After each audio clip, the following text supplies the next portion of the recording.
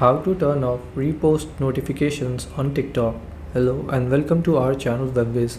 In this tutorial, I'm going to show you how you can easily turn off repost notifications on your TikTok app. So please watch till the end to properly understand the tutorial. So first, press and hold your TikTok app. Then you will see an eye icon like this. Tap on it. Then this will take you to the app info of your TikTok app. Then here open notification, and here you will see the types of notifications: uploading, comments, likes, video from accounts you follow, new followers, direct messages, live, mentions, other, and videos you might like. So there is no option of repost notification, so that means the repost notification will be in other. So open other, and here you will get few options like allow notifications, importance, floating notifications, volume, vibrate.